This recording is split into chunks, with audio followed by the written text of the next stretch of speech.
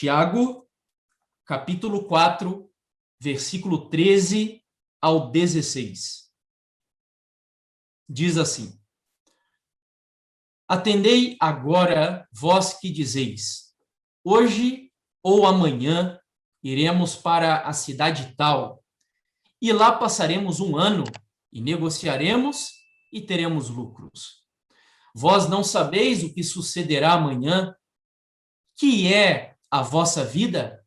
Sois apenas como neblina que aparece por instante e logo se dissipa. Em vez disso, devias dizer: se o Senhor quiser, não só viveremos, como também faremos isto ou aquilo. Agora, entretanto, vos jactais das vossas arrogantes pretensões. Toda jactância semelhante a essa é maligna. Até aí. Creio eu, se não todos os que estão aí nos acompanhando, mas a grande maioria, assim como nós aqui em casa, ao começar o ano de 2020, o ano passado, vocês fizeram planejamentos, organizaram atividades, tinham projetos ao longo do ano. É possível que alguns traçaram objetivos no âmbito da família. Minha esposa e eu, por exemplo, conversava com o pastor Wallace há pouco e com o Luan também. Vamos completar 13 anos de casado nesse ano, mas ainda não temos filhos. E planejávamos ter filhos no ano passado. Alguns talvez tinham programado viagens. É provável que algumas famílias já estivessem até pagando antecipadamente alguma viagem desejada, algum passeio familiar específico. A minha agenda, por exemplo, de viagens, passo o ano inteiro visitando igrejas adventistas do país e até fora do país. No ano passado, por exemplo, ia novamente visitar algumas igrejas da Alemanha, da Inglaterra e de Portugal. A minha agenda já estava completamente preenchida até o final do ano. É provável que alguns tivessem planos e objetivos profissionais, talvez iniciar uma nova carreira, talvez galgar um novo degrau no âmbito profissional. Eu não sei. Creio eu que cada um de nós tínhamos objetivos traçados para o ano passado. Quando então, de repente, quando nenhum de nós imaginávamos que algo daquela natureza ou desta natureza, porque ainda estamos vivendo essa realidade, fosse acontecer, o mundo foi invadido por um ser microscópico que impactou, mexeu, alterou as estruturas mais profundas da vida dos seres humanos. Precisamos reorganizar tudo o que havíamos planejado. Precisamos repensar as prioridades da nossa vida, rever os conceitos daquilo que é bom e daquilo que é essencial. A maioria de nós tivemos que passar por um processo de repaginação dos nossos planejamentos, muitos cancelados, alguns alterados, alguns deles talvez até hoje não conseguiram ser definitivamente concretizados. E a conclusão que cheguei, e creio que, se não todos, mas a maioria de nós chegamos com tudo isso, é que nós, seres humanos, embora hoje passemos por um processo, sim, de uma vida mais abundante, mais plena, vivemos com maior qualidade de vida, talvez, do que gerações passadas, mas a verdade é que esse ser microscópico, volto a repetir, tornou a evidenciar quão vulneráveis e dependentes de Deus somos como seres humanos. A nossa vida é extremamente frágil.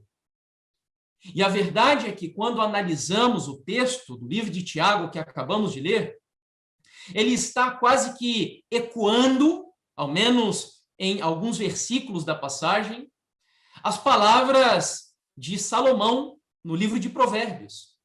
E eu gostaria de convidar você a acompanhar no capítulo 27 do livro de Provérbios, versículo 1, comparando com o que Tiago diz no versículo 14. Não fecha o livro de Tiago, a gente vai voltar muitas vezes nessa passagem. Provérbios capítulo 27, versículo 1, diz assim: não te glories do dia de amanhã, porque não sabes o que trará à luz. Em outras palavras, nós não conhecemos o futuro. O que esse texto está dizendo é que nós somos completamente incapazes de saber o que acontecerá dentro de alguns milésimos de segundo na nossa vida. Nós não conhecemos o futuro. Fazemos planos, traçamos objetivos, organizamos a nossa vida, temos projetos, intenções, enfim. Mas é um fato indiscutível que esse vírus tornou a trazer a realidade de que nós desconhecemos o futuro da vida de cada um de nós. O curioso é que nenhum profeta, nenhum historiador, nenhum cientista social, nenhum astrólogo ou mesmo nenhum adivinho foi capaz de prever a situação que estamos enfrentando agora. Vale a pena ainda notar que, especialmente para os ocidentais, as esperanças humanas são depositadas no que alguns consideram ser um tripé. Um tripé que sustenta as expectativas de melhoria, de segurança, de estrutura para o homem ocidental. E o primeiro pé desse tripé, eu diria que é o poder econômico. Tem pessoas que acreditam que o dinheiro, que uma conta abastada, que a riqueza, a bonança financeira é capaz de comprar segurança para a vida. Alguns, inclusive, vivem aí construindo teorias até conspiratórias, mostrando que existem pessoas riquíssimas que constroem bunkers para se protegerem de um suposto ataque cataclísmico que destruiria o planeta Terra. Existem muitos que acreditam que o poder econômico é o poder salvador da humanidade, mas a verdade é que, muito embora a riqueza possa, sim, comprar algumas coisas, mas ela não comprou uma solução eficaz e imediata para esse problema que estamos enfrentando até os dias de hoje. E, inclusive, pessoas riquíssimas e milionárias estão sendo também ceifadas por segundo pé desse tripé. Eu diria que é o poder científico, a ciência. E se bem é certo que a ciência trouxe melhorias para a nossa vida, sim, e ainda continua trazendo benefícios hoje, com os avanços tecnológicos e etc., mas é um fato que, da mesma forma, a ciência não foi capaz de trazer uma solução imediata, eficaz, rápida, para a sociedade. Nós estamos perdendo entes queridos, pessoas amadas, próximas de nós, todos os dias. Eu me recordo que algumas semanas, graças a Deus que diminuiu um pouco, mas mesmo entre nós, queridos, na nossa igreja, eram pastores adventistas morrendo, assim, com uma frequência que chegava a ser assustadora. E o terceiro pé desse tripé que os ocidentais depositam as suas esperanças de um futuro melhor é o poder político. E o nosso país hoje vive justamente essa realidade, onde pessoas depositam as suas expectativas de vida na direita, na esquerda, em Bolsonaro, em Lula, e, enfim, os seres humanos acreditam que políticos são os seus salvadores, que governadores, que ministros, que reis são capazes de proporem soluções eficazes para esse dilema terrível que assola a nossa vida, mas é um fato que tão pouco poder político foi capaz de resolver e tem sido capaz de resolver essa desgraça na vida de cada um de nós. Voltando para o livro de Tiago, então, faz uma advertência, e nós vamos começar de baixo para cima, nós lemos do versículo 13 até o 16, mas lá no verso 16 ele faz uma advertência, portanto, dizendo que esse nosso desejo, esse afã que temos de colocar o futuro da vida ou controlar o futuro da vida em nossas mãos, ele chama isso, preste atenção aí na sua Bíblia, de arrogantes pretensões ou então de jactância maligna. Olha que palavra forte.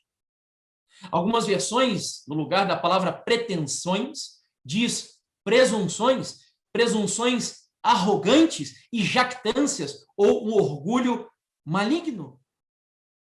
A verdade é que essa passagem tem uma aplicação extremamente atual para a sociedade contemporânea. Nós vivemos na época da sociedade humanista, antropocêntrica, hedonista, onde tudo é feito para o bem do homem, pensando no homem, para a glória do homem, a felicidade do homem, a satisfação do homem, os gostos do homem. O homem é o centro da nossa sociedade. Tudo é centrado no homem. E o apóstolo, e Tiago aqui está fazendo uma advertência, dizendo: tenha muito cuidado. Quando você pensa que o homem é capaz de ter o controle da vida nas mãos, isso é uma presunção arrogante e uma jactância maligna. O que seria presunção no contexto do que estamos lendo aqui do texto de Tiago? Presunção é fazer os nossos planos como se estivéssemos no controle de tudo, independente de Deus. É tomar as rédeas da vida nas suas mãos e planejar o futuro como se Deus não existisse em absoluto no controle da sua vida. É verdade que nós não podemos exagerar como os nossos queridos irmãos calvinistas, que acreditam numa soberania tão absoluta de Deus, que ele decreta tudo o que vai acontecer absolutamente na sua vida, como se nós não tivéssemos livre arbítrio para escolher o que fazer e o que não fazer. Mas, por outro lado, nós não podemos ignorar também a realidade de que há um Deus soberano nos altos céus que deseja assumir desesperadamente. Abre um parênteses, estou usando palavras humanas, porque Deus não se desespera, mas Deus deseja assumir o controle da minha e da sua vida. Portanto, presunção é um pecado seríssimo. É o pecado de o homem se colocar no centro, fazer planejamentos para a sua vida como se Deus não fosse uma realidade transcendente que devemos questionar ou interpelar se a vontade dele está sendo executada na vida de cada um de nós. Abro mais um parênteses aqui. Eu acho importante dizer que, com a reflexão que faremos, em hipótese alguma, estamos descartando a realidade de que nós devemos sim planejar o futuro da nossa vida. A Bíblia, em muitas outras passagens, fala sobre a importância de planejarmos o futuro. Jesus, inclusive, citando uma parábola, contou a experiência de um homem que começou a construir uma torre, mas não calculou os gastos e a torre então ficou pela metade. Ou seja, essa parábola é um incentivo para nós planejarmos a nossa vida. Ellen White também fala da diferença entre Esaú e Jacó, e ela diz que enquanto Jacó se preocupava só com o presente, o aqui e o agora, as satisfações momentâneas, passageiras, Jacó se preocupava com o futuro, com a eternidade, com aquilo que não perece. Esta era a preocupação de Jacó. Então, um se preocupava com o futuro, e ela diz que isso era louvável, enquanto o outro se preocupava com o presente. A questão aqui é que nós devemos sim planejar o futuro, mas colocando a boa, perfeita e agradável vontade de Deus como centro absoluto da nossa vida. Vamos então voltar ao texto de Tiago e tirar algumas lições dali. E a pergunta que vamos responder no primeiro momento é: presunção em relação ao quê? Porque Tiago diz que nós não devemos ser presunçosos e que essa presunção arrogante é uma jactância maligna. Então nós perguntamos ao texto: mas Tiago, presunçosos em relação ao que nós não devemos ser? E a primeira lição está lá no versículo 13. Então Tiago, capítulo 4, versículo 13, ele vai dizer assim: atendei agora, vós que dizeis, hoje ou amanhã. Não devemos ser presunçosos com relação ao tempo. É isso que Tiago está falando aqui. Eu me recordo, queridos, não sei quantos vão lembrar, de alguns anos, o livro Poder da Esperança, usado no Impacto Esperança, escrito pelo pastor, um amigo meu também, Michelson Borges, e o pastor Julian Melgoça. E eu me recordo que alguns capítulos tinham um título muito curioso. Os capítulos diziam assim: ansiedade, excesso de futuro. Depressão, excesso de passado. Estresse, excesso de presente. Em outras palavras, esses capítulos nos ajudavam e nos ajudam a entender quão preocupados nós somos com o destino da nossa vida. E milhares de pessoas hoje vivem angustiadas, estressadas, ansiosas, depressivas, porque estão demasiadamente preocupadas com o passado, com o presente e com o futuro. E aí Tiago vem absoluto e diz: olha, vocês vivem aí dizendo hoje, amanhã. Não se preocupe tanto assim com o tempo. Não suponham que o tempo está no controle absoluto da sua vida. Tiago não está aqui falando sobre o tempo no sentido de usarmos bem ou o tempo com qualidade. Não é isso. Ele está falando de não imaginarmos que temos o controle absoluto do tempo. Essa é a preocupação de Tiago aqui nessa passagem. Eu me recordo de alguns dados apresentados pelo psiquiatra, talvez mais famoso aí do nosso país, que é o Augusto Cury, e diz ele, segundo suas pesquisas, que cerca de 80% das pessoas hoje vivem da síndrome que ele descobriu, que é a síndrome do pensamento acelerado. Por causa desse bombardeio de informações, esse bombardeio de situações que vivemos, e as pessoas vivem correndo para aqui, para lá, preocupadas, ansiosas, depressivas, enfim, porque não colocam o futuro, o passado, o presente da sua vida nas mãos de Deus. Segunda lição, ainda no versículo 13, primeiro, não devemos ser presunçosos com relação ao tempo. Segundo, não devemos ser presunçosos com relação às escolhas que fazemos. Olha lá o que diz o verso 13, na continuação da passagem. Atendei agora vós que dizeis hoje ou amanhã, iremos para a cidade tal, e lá passaremos um ano. Interessante. Tiago aqui está nos advertindo a termos cuidado quando falamos: não, eu vou comprar tal coisa, eu vou mudar para tal cidade, eu vou fazer isso, eu vou... Enfim, coloque Deus nesse negócio. É isso que Tiago está dizendo aqui. Tenha muito cuidado. Às vezes nós traçamos objetivos para a vida e dizemos: olha, eu quero casar com aquela menina, eu quero casar com aquele menino, eu vou namorar com tal pessoa, eu vou fazer isso, vou comprar um carro, vou comprar uma casa, vou vender.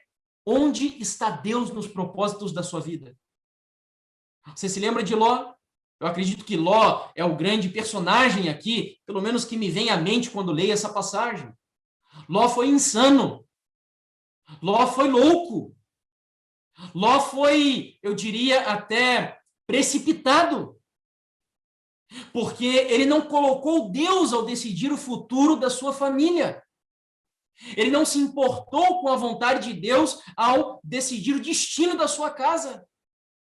Ele simplesmente olhou para as campinas do Jordão e, sem se preocupar com a vontade de Deus, escolheu aquela região, porque era melhor, era mais avançada, era mais bonita, e mal sabia Ló que a escolha dele, sem perguntar se aquilo era a vontade de Deus, causaria a destruição de toda a sua família.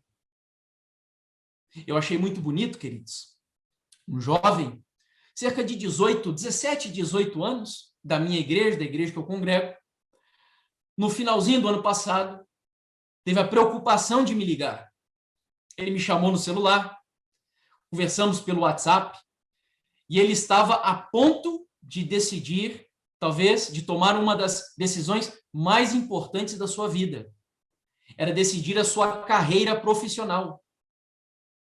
O sonho dele era ser militar. E ele fez contato comigo, perguntando se havia algum problema, que se chocasse com os princípios da sua fé cristã adventista do sétimo dia.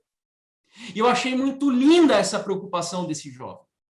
É um jovem adolescente que vem nos dar uma lição de vida e de moral extremamente belíssima.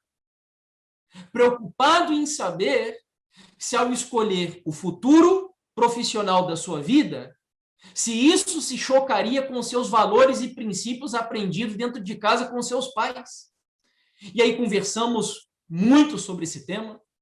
Eu, inclusive, consegui contato com alguns irmãos adventistas de alta patente do Exército aqui no nosso país, que mandaram uma mensagem para ele e lhe deram orientação sobre essa sua indagação. E eu louvo a Deus porque a decisão que ele tomou foi uma decisão preocupada e pautada naquela que é a vontade de Deus absoluta para a sua vida. Portanto, Tiago diz, tenha muito cuidado com as escolhas que você faz. Terceira lição, já entendemos que não devemos ser presunçosos com relação ao tempo e tampouco com relação às escolhas. E aí a terceira lição são as habilidades. Tiago nos adverte, não seja presunçoso com relação às suas habilidades. Segue lá o texto, Tiago capítulo 4, versículo 13. Ele vai concluir dizendo assim, hoje ou amanhã iremos para a cidade tal, e lá passaremos um ano, e negociaremos e teremos lucros. Quantas pessoas não são presunçosas no sentido de acreditarem que as habilidades delas são suficientes para decidirem o destino ou o futuro da sua vida? Eu sou um ótimo profissional? Eu sou um administrador extremamente eficaz e eficiente? Eu acho belíssima também a lição que Pedro nos dá nesse sentido, quando ele estava pescando, e depois de passar uma noite inteira de pesca, sem conseguir êxito no seu trabalho, Jesus diz, Pedro, lança daquele lado. E aí, se Pedro fosse presunçoso, e ele o foi muitas vezes ao longo da sua vida, até experimentar uma conversão radical, mas nesse momento a lição que Pedro nos dá é fenomenal. Porque Pedro poderia dizer, Senhor, quem entende de pesca sou eu. Como dizemos aqui em Curitiba, não sei se em São Paulo se usa também essa expressão, quem manja de pesca sou eu. Eu que entendo do negócio, Senhor. Mas Pedro não fez isso. Pedro olhou para Jesus e disse, Senhor, olha, passamos a noite inteira aqui. Nós entendemos da área, mas sob a tua palavra eu lançarei as redes. Louvado seja Deus. Tiago está aqui, então, nos advertindo quanto a isso. Coloque Deus nos seus objetivos. Não creia, não confie em suas habilidades. Então, as 3 lições que Tiago nos dá, não devemos ser presunçosos com relação ao tempo, com relação às escolhas e tampouco às habilidades. Mas aí, então, eu gostaria de comentar, antes de partirmos para a conclusão do tema, que Jesus é um exemplo fenomenal de alguém que vivia em uma total, completa e profunda dependência de Deus. Não teremos tempo de ler aqui as passagens, para quem estiver tomando nota. Depois você pode, por exemplo, ver que nas bodas de Caná, em João capítulo 2, versículo 4, quando Maria pediu a Jesus que fizesse um milagre naquela ocasião, a resposta de Jesus foi, mulher, ainda não é chegado, você lembra? A minha hora. Olha que interessante. A impressão que temos é que Jesus tinha um calendário onde ele sabia que em cada dia desse calendário Deus tinha traçado um plano para a sua vida. E Jesus não agia a despeito da vontade de Deus ao sair para as suas atividades. Isso não foi uma experiência isolada. Quando Jesus também estava a ponto de ir à festa de tabernáculos, os irmãos de Jesus todo eufóricos, todo empolgados com a fama de Jesus, embora não acreditasse ainda que ele fosse o Messias. Mas, em outras palavras, eles queriam que Jesus se manifestasse para todo mundo na festa. E aí Jesus diz para os seus irmãos, Isso está em João capítulo 7, versículo 6 a 8. O meu tempo ainda não chegou. E no versículo 8 ele diz, o meu tempo ainda não está cumprido. Queridos, nós vemos isso se repetir muitas vezes no Evangelho de João. Em João 8, versículo 19 e 20, que é a sequência da festa dos tabernáculos, novamente Jesus vai dizer, ou João, melhor dizendo, vai dizer que ninguém prendeu a Jesus naquela oportunidade, porque ainda não era chegada a sua hora. Mas o curioso é que à medida que o ministério de Jesus se aproxima do fim, em João capítulo 12, quando ele se encontra com os gregos lá no templo de Herodes, no pátio do templo, pátio dos gentios, a resposta que Jesus dá é muito interessante. João 12, 22 ao 23, ele diz, é chegada a hora de ser glorificado o Filho do Homem. Você nota como o discurso muda? Volto a repetir, parece que Jesus todos os dias, quando orava e entregava a sua vida a Deus, o Espírito Santo e ele estavam tão conectados que Jesus sabia exatamente quais eram os planos para a sua vida a cada minuto da sua trajetória. Quero compartilhar com você uma citação de Ellen White. Preste muita atenção. Esse texto vai dar a base para a conclusão do nosso tema. É um texto fenomenal que está no livro A Ciência do Bom Viver, página 479. Diz assim a passagem. Cristo, na sua vida sobre a terra, não fez planos para si mesmo. Você entendeu? Cristo, na sua vida sobre a terra, não fez planos para si mesmo. Aceitou os planos de Deus a seu respeito, e dia após dia o Pai lhos fazia conhecer. Uau! Eu acho isso daqui fantástico, meus irmãos. Imagina a comunhão íntima de Jesus com o Pai, onde Jesus a cada dia descobria quais eram os planos de Deus para a vida dele. E a passagem não termina por aí. Segue o texto. De tal maneira devíamos depender de Deus, que nossa vida pudesse ser a simples realização de sua vontade. Confiando-lhe nossos caminhos, ele dirigirá os nossos passos. Bendito seja o nome do Senhor. Que coisa maravilhosa. Entendendo isso, eu queria convidar você agora para irmos então à conclusão, as últimas lições dessa nossa mensagem. E agora nós vamos aos versículos 15, ou melhor, 14 e 15 do texto de Tiago. E o que queremos agora é entender como corrigir o problema das jactâncias anteriores que acabamos de estudar. Como, então, não sermos jactanciosos no tempo, nas escolhas e nas habilidades? E a primeira lição que Tiago nos dá é reconhecermos a nossa ignorância. Isso está lá no versículo 14 de Tiago, capítulo 4. Ele diz assim, vós não sabeis o que sucederá amanhã. E ponto. Nós não sabemos. Citamos isso no começo da mensagem. Nós precisamos, diante de Deus, reconhecer que somos ignorantes com respeito ao futuro. Que somos como uma criança que depende totalmente do Pai para decidir aquilo que é bom para a sua vida. Vós não sabeis o que sucederá amanhã. E é justamente o que esse vírus vem nos ensinar, queridos. Olha, o meu pai não é adventista, meu pai é católico, amo muito a minha família, meu pai e minha mãe me deram a estrutura cristã que tenho hoje, embora não professe a mesma fé que a deles. E ontem fui com a minha esposa ao hospital, vocês já vão entender por quê. Precisamos ir ao hospital por uma certa emergência que aconteceu. E enquanto voltava do hospital, meu pai mandou uma mensagem perguntando se estava tudo bem. Eu respondi a ele dizendo que sim. E ele brincou comigo, dizendo que estava em expectativa, achando que já era um netinho vindo. E eu falei com ele, não, pai, ainda não. Precisamos passar por essa etapa difícil que estou enfrentando com a minha esposa. E vocês já vão entender. E aí depois, quem sabe, planejamos o filho. E a resposta que meu pai me deu diz assim, claro, filho, na hora certa, Eu espero. Só espero que essa situação permita que o papai possa esperar. Às vezes a preocupação é grande, sabe? Vemos pessoas indo, outros amigos doentes, e não sabemos o que esperar. Você entende, queridos?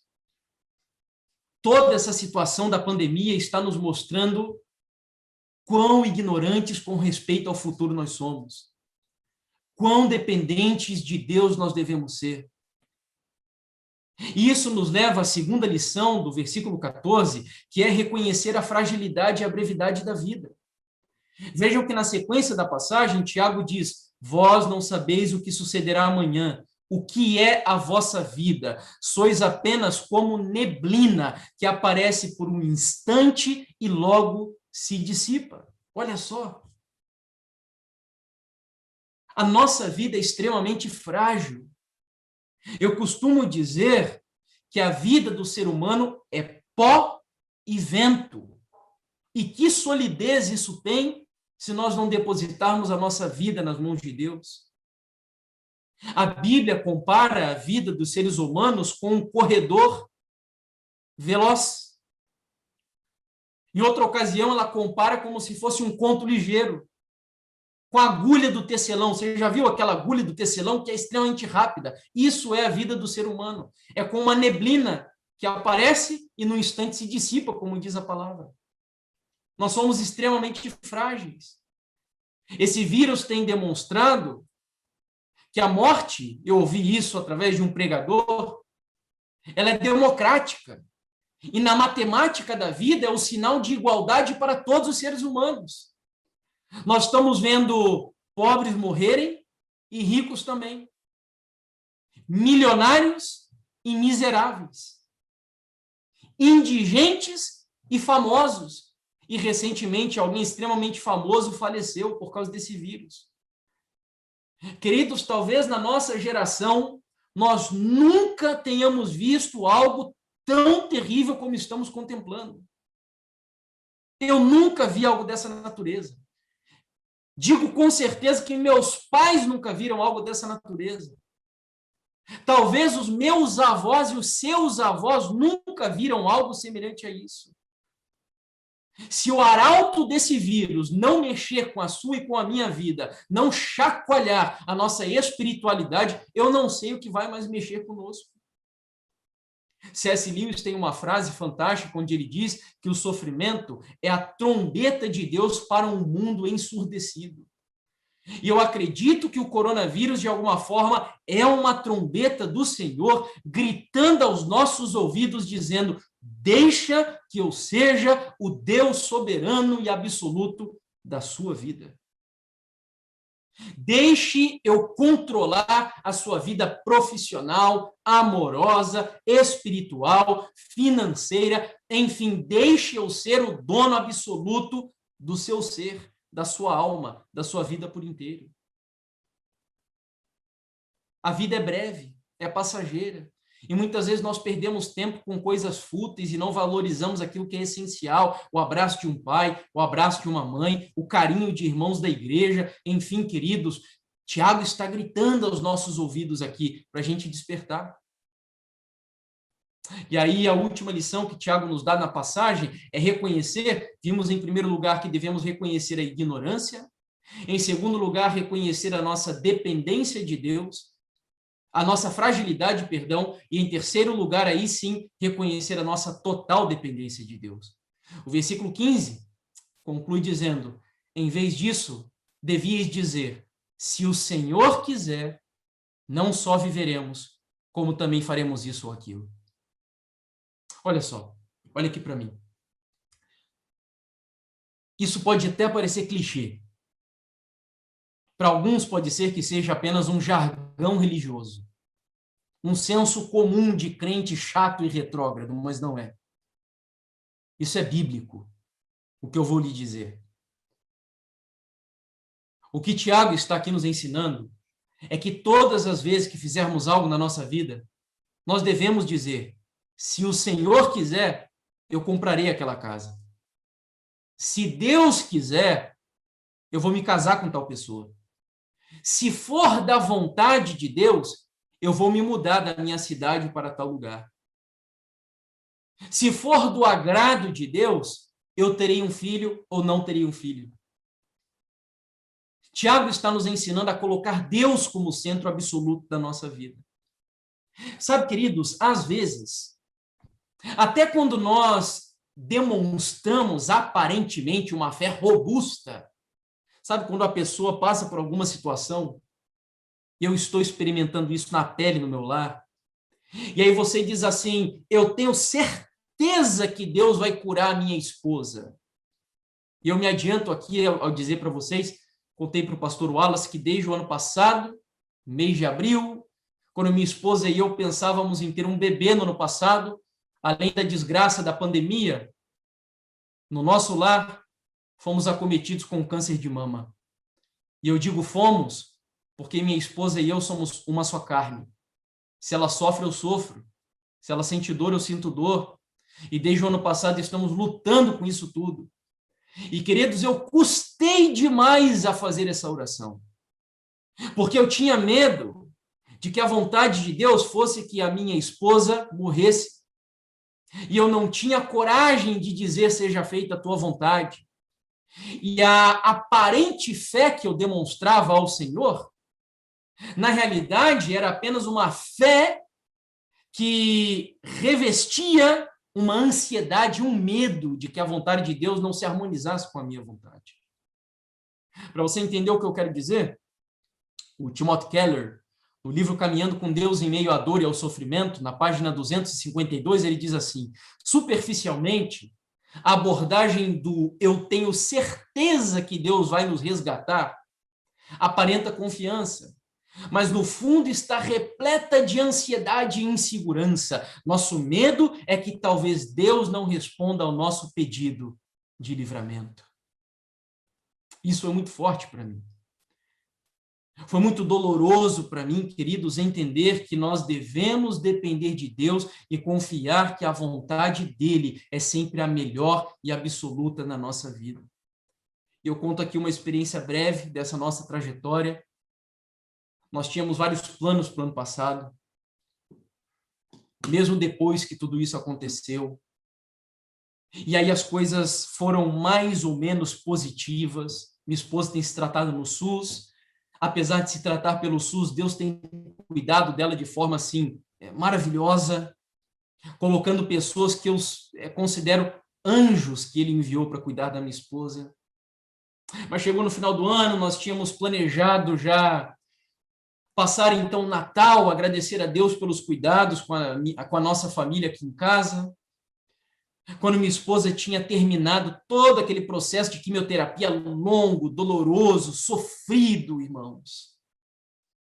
E aí, no intervalo de mais ou menos um mês, ela foi para uma consulta.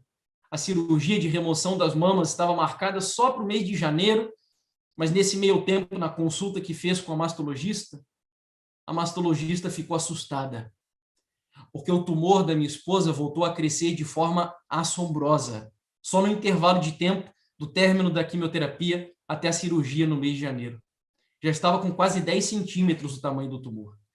Minha esposa fez agora 32 anos, jovem. E aí, queridos, veio essa bomba, uma preocupação terrível, tivemos que desmarcar tudo, e então a cirurgia foi marcada com caráter de urgência para o dia 22 ou 23 de dezembro, entre uma ou outra data, e nós estávamos lá naquela ansiedade, e eu orando a Deus, pedindo, Senhor, providencia pelo menos o expansor para minha esposa. Para quem não sabe o que é o expansor, é um tipo de um objeto que se coloca quando a mama é removida, para lacear a pele, a fim de preparar, então, a região para futuramente fazer a reconstrução mamária, para a pele ficar um pouco mais flexível. Mas acontece, queridos, que a gente orando, clamando a Deus para que ele providenciasse esse expansor, Deus não providenciou o expansor. Lá no hospital, os expansores já haviam acabado. E o hospital adotou um protocolo interno de não aceitar nenhum expansor ou nenhum objeto, nenhum insumo que viesse pela iniciativa privada. Nós tivemos cerca de 30 irmãos que entraram em contato comigo querendo doar o expansor para minha esposa, mas não pudemos. Isso foi extremamente sofrido. Minha esposa está até hoje sem as mamas. E aí a única coisa que eu pedi ao Senhor naquele dia foi: Senhor, deixa eu entrar no quarto com a minha esposa, então. Minha esposa está a ponto de passar pelo momento mais difícil do tratamento. E eu só peço ao Senhor que me deixe ficar no quarto com ela, ao lado dela, demonstrando apoio, carinho, afetividade, forças para que ela passe por isso em paz. E naquele dia eu vi a minha esposa mais serena do que eu até. Enfim, queridos, não deu. Eles não deixaram eu ficar no quarto com a minha esposa por causa da desgraça dessa pandemia. Eu entrei no carro e comecei a chorar igual uma criança, desesperado. Senhor, por quê? Por que que o Senhor não está respondendo às minhas orações? Por que que o Senhor não me deixou? Eu não pedi para que o Senhor curasse a minha esposa, eu só lhe pedi: deixa eu entrar no quarto com ela nesse momento mais difícil da vida dela, Senhor. Eu comecei desesperadamente a mandar mensagem para várias pessoas. Queridos, encurtando uma longa história, quem quiser saber um pouquinho mais dessa experiência, eu não vou me estender aqui nela com vocês, lá no meu canal do YouTube, Última Verdade Presente, tem um vídeo chamado Se Deus é Amor, por que minha esposa teve câncer? E aí nesse vídeo eu faço uma reflexão teológica e filosófica cristã, com base na Bíblia, obviamente, da questão do sofrimento, do dilema do sofrimento. E conto a história nossa aqui com mais detalhes. Mas Deus permitiu que nós passássemos por isso tudo, e principalmente eu, para que eu aprendesse a colocar a vontade dele como centro absoluto da nossa vida. Graças a Deus a cirurgia aconteceu, a cirurgia foi um sucesso, a minha esposa enfrentou esse momento mais difícil da vida dela com muita paz, muita segurança, muita força, que chegou até me assombrar, e eu creio que é só Deus para sustentá-la e dar a ela serenidade, equilíbrio emocional no meio disso tudo. Mas eu só pude ter paz no meu coração quando eu cheguei um dia lá na minha cama, junto com a minha esposa, uma noite, na realidade, e nós oramos, depois de recebermos um novo diagnóstico que nos deixou aterrorizados. E eu me ajoelhei diante do Senhor e disse: Senhor, o fardo está pesado. Nós não estamos aguentando mais. Senhor, se possível, que Jesus carregue esse fardo para nós. Mas se não for possível, eu só vou lhe fazer um pedido. Senhor, nos ajude a beber esse cálice. Que seja feita a tua vontade. Nos dê da tua graça para bebermos esse cálice até o fim. Queridos, foi difícil. Não tem sido fácil. Você aprender a depender de Deus, a confiar em Deus, talvez seja a lição mais difícil da vida de um cristão. Eu tenho dito que a grande lição que eu aprendi no meio disso tudo, e que eu creio que está em harmonia com o que diz aqui Tiago, é que fé, preste muita atenção, fé não é a certeza de que Deus vai atender o que eu quero que Ele atenda, mas é eu descansar no seja feita a tua vontade. Repito, fé não é a certeza de que Deus vai atender o que eu quero que Ele atenda, mas descansar no seja feita a tua vontade. E ecoando as palavras de um outro pregador, se você sabe quem Deus é, você não precisa entender tudo o que Ele faz. Esse é o grande desafio. Confie em Deus. Coloque a vida nas mãos de Deus. Talvez você tenha perdido um parente nesse ano, um amigo muito próximo. Nós não sabemos por quê. Nós temos visto jovens morrendo, pessoas saudáveis morrendo, temos visto pais falecendo, famílias sendo divididas, dilaceradas, desestruturadas. Eu estava orando há algum tempo por uma família, 4 crianças, o pai morreu de Covid, a mãe estava lutando há 1 mês no leito do hospital, orando, clamando: Senhor, mantenha essa mãe viva, Senhor. São 4 crianças. O que aconteceu? A mãe morreu. Queridos, a gente não entende muitas coisas que acontecem, mas Tiago está apelando nessa geração, essa geração que tirou Deus dos filmes, das novelas, da literatura, dos livros, da história, da natureza, essa geração que excluiu Deus de tudo, Tiago está apelando para a igreja dizendo: coloque Deus no seu devido lugar de novo, que é no centro da vida da igreja. E quando eu falo da vida da igreja, não é da estrutura, é da sua vida, meu irmão e minha irmã que me escuta. E eu concluo com uma citação de Ellen White, que é difícil, é dura, mas a lição é fenomenal. A Ciência do Bom Viver, página 473 e 474, ela diz assim: nossos planos são com frequência frustrados, a fim de que sejam cumpridos os planos de Deus a nosso respeito. Na vida futura, os mistérios que aqui nos inquietaram e desapontaram serão esclarecidos. Veremos que as orações na aparência desatendidas e as esperanças frustradas têm lugar entre as nossas maiores bênçãos. Você entendeu o que ela está dizendo? Sabe, quando a gente ora, como eu orei pela minha esposa muitas vezes, e parece que Deus não atende, ela está dizendo aqui que no céu, eu acredito que Deus vai nos mostrar num panorama o que teria acontecido se ele atendesse algumas das orações que nós fazemos e gostaríamos que ele atendesse do jeito que nós desejamos. Queridos, Deus é insondável, os seus planos são inescrutáveis, são difíceis de serem compreendidos. Mas o meu apelo para você nessa noite é: confie na vontade de Deus. Confie na soberania de Deus. Entregue a sua vida a Ele. Entregue o seu emprego a Ele. Talvez você esteja desempregado e até agora não conseguiu absolutamente nada. Diga ao Senhor: Senhor, seja feita a tua vontade, mas eu vou permanecer fiel a ti, custe o que custar. Que em nome de Jesus essa fé seja amadurecida na nossa vida e que Deus nos ajude a estarmos cada vez mais próximos dele, mais achegados a ele, ainda que seja pelo sofrimento, mas independente do caminho, queridos. Que o objetivo da nossa vida seja a glória de Deus, a vontade de Deus e a soberania de Deus. É o meu desejo, a minha oração, em nome de Jesus. Amém.